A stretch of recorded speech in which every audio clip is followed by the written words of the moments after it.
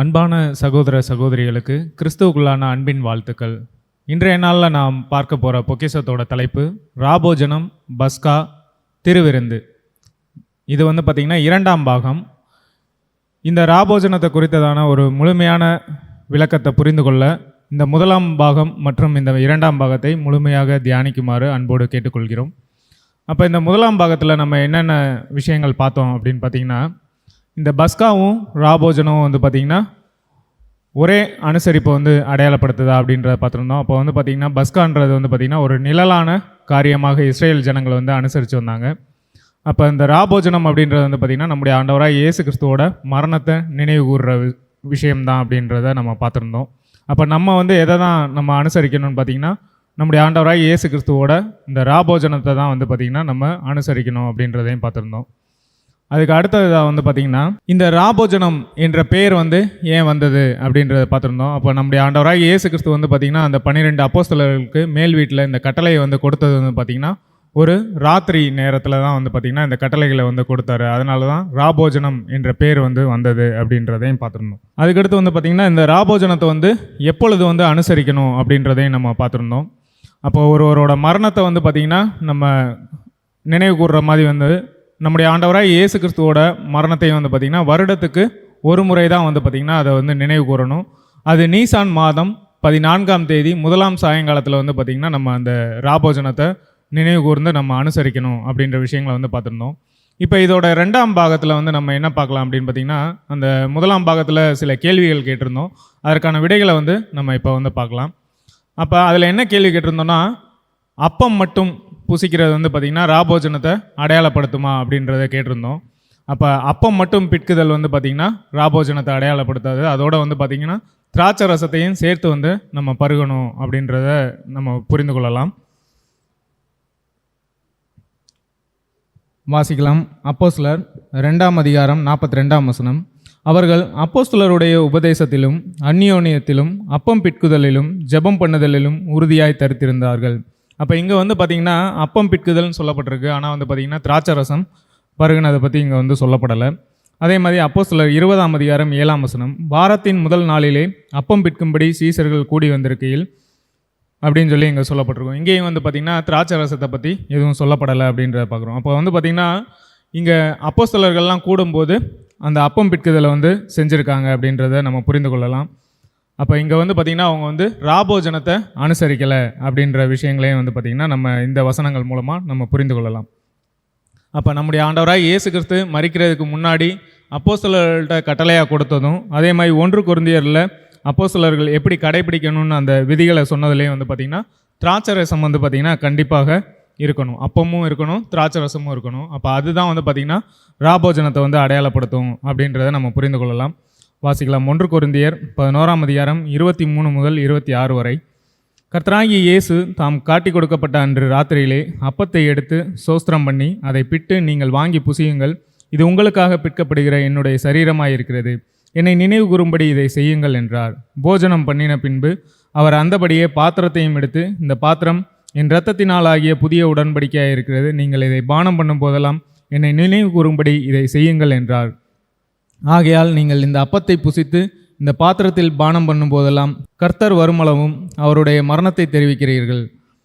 அப்போ இந்த ஒரு ஆண்டவராக இயேசு கிறிஸ்துவோட மரணத்தை பார்த்திங்கன்னா எப்போ தான் நினைவு கூறணும்னு பார்த்திங்கன்னா வருடத்துக்கு ஒரு முறை மட்டும்தான் நம்ம நினைவு கூறணும். அதையும் பார்த்திங்கன்னா திராட்சை ரசத்தோட தான் பார்த்திங்கன்னா நம்ம அதை பருகி அதை அனுசரிக்கணும் அப்படின்ற விஷயங்களை பார்க்குறோம். அப்போ இது பார்த்திங்கன்னா நீசான் மாதம் 14ஆம் தேதி முதலாம் சாயங்காலத்தில் பார்த்திங்கன்னா அனுசரிக்கணும் அப்படின்றதையும் இதன் மூலமாக புரிந்து கொள்ளலாம். இந்த நீசான் மாதம் 14ஆம் தேதியை குறித்து எப்படி அதை புரிந்து கொள்வது அப்படின்னு ஏதாவது விளக்கங்கள் தேவைப்பட்டால் நீங்கள் எங்களை அன்போடு தொடர்பு கொள்ளுமாறு கேட்டுக்கொள்கிறோம்.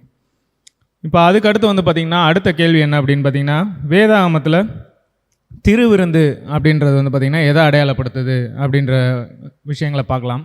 திருவிருந்து இதோட கிரேக்க வார்த்தை பார்த்திங்கன்னா கொய்னோனியா. அப்போ இதோட விளக்கம் என்ன பார்த்திங்கன்னா fellowship, association, community, communion, joint participation அப்படின்னு சொல்லப்பட்டிருக்கு இதோட விளக்கங்கள்.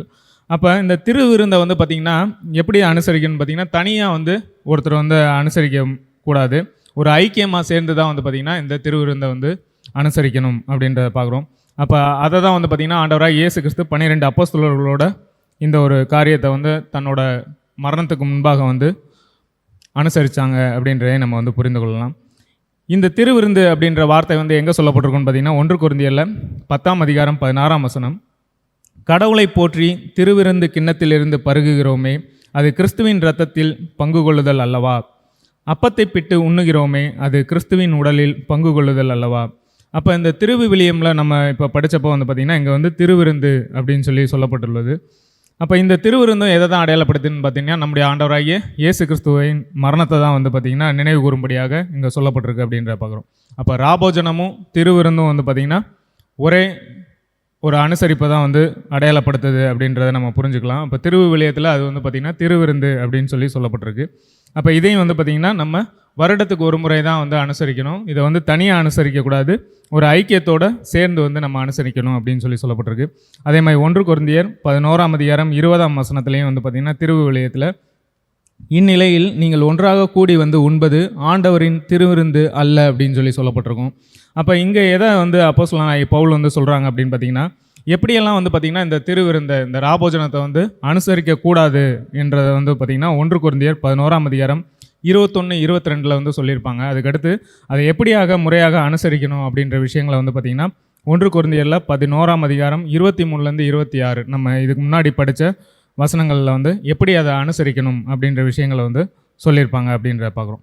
அப்போ இதை வந்து பார்த்திங்கன்னா இந்த ராபோஜனத்தை நம்ம தினந்தோறுமோ இல்லை வாரந்தோறும் மாதந்தோறும் வந்து பார்த்திங்கன்னா இதை செய்யக்கூடாது. அதே மாதிரி ஆண்டவராக இயேசு கிறிஸ்து கட்டளையிட்ட மாதிரி இதை வந்து பார்த்திங்கன்னா இரவு வேளையில் தான் செய்யணும். பகல் வேளையிலேயோ காலையிலேயோ வந்து பார்த்திங்கன்னா இதை அனுசரிக்கக்கூடாது அப்படின்றத பார்க்குறோம். அப்போ வேதாகமத்தில் சொல்லப்படாத இந்த மனித கற்பனைகளில் வந்து நம்ம பின்பற்றணும் அப்படின்னா அது வந்து பார்த்திங்கன்னா எனக்கு செலுத்துகிற வீணான ஆராதனை அப்படின்னு வேதாகமம் வந்து எச்சரிக்குது. மத்தேயு 15ஆம் அதிகாரம் 9ஆம் வசனம். மனுஷருடைய கற்பனைகளை உபதேசங்களாக போதித்து வீணா எனக்கு ஆராதனை செய்கிறார்கள் என்று எழுதியிருக்கிறது. அதே மாதிரி வந்து பார்த்திங்கன்னா கலாத்தியரில் 1ஆம் அதிகாரம் 8ஆம் வசனம். நாங்கள் உங்களுக்கு பிரசங்கித்த சுவிசேஷத்தை அல்லாமல் வேறொரு சுவிசேஷத்தை உங்களுக்கு பிரசங்கித்தால் அவன் சபிக்கப்பட்டவனமாய் இருக்க கடவன்.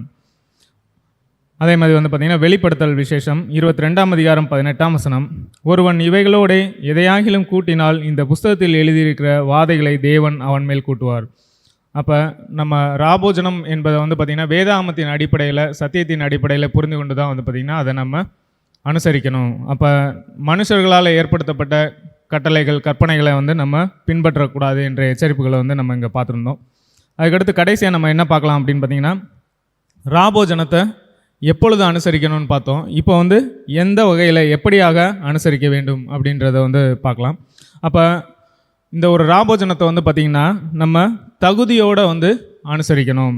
அப்போ பரிசுத்த ஆவியை பெற்றுக்கொண்ட இந்த ஓட்டத்தில் ஓடுற விசுவாசிகளாகிய நாம் வந்து பார்த்திங்கன்னா நம்மளை நாமளே சோதித்து அறிந்து தான் வந்து பார்த்திங்கன்னா இந்த ஒரு ராபோஜனத்தில் பங்கு பெறணும் அப்படின்ற விஷயங்கள் வந்து 1 கொரிந்தியர் 11ஆம் அதிகாரம் 28ஆம் வசனம்.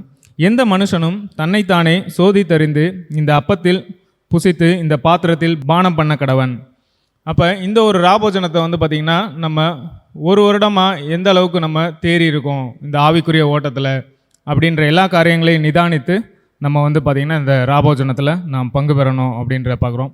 அப்போ இன்றைக்கி நம்ம பார்த்த பொக்கிஷத்தில் என்ன பார்த்தோம் பார்த்திங்கன்னா அப்பம் மட்டும் புசிக்கிறது வந்து பார்த்திங்கன்னா ராபோஜனத்தை அடையாளப்படுத்தாது அப்படின்றத பார்த்தோம். அதே மாதிரி வந்து பார்த்திங்கன்னா திராட்சை ரசம் வந்து கண்டிப்பாக இருக்கணும்.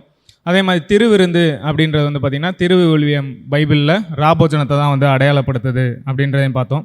அது வந்து பார்த்திங்கன்னா ஒரு ஐக்கியமாக நம்ம வந்து அனுசரிக்கணும், தனியாக வந்து அனுசரிக்கக்கூடாது அப்படின்றதையும் பார்த்துருந்தோம்.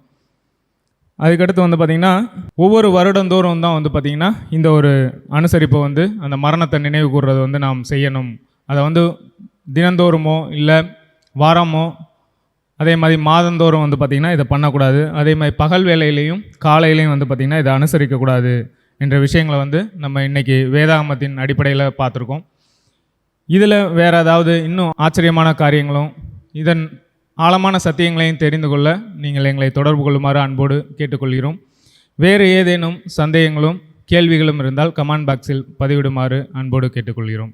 இந்த ஒரு வாய்ப்பை தந்த பிதாவாகிய தேவனுக்கு ஆண்டவராகிய இயேசு கிறிஸ்து மூலமாக நன்றிகளையும் துதிகளையும் ஏறெடுக்கிறோம். ஆமென்.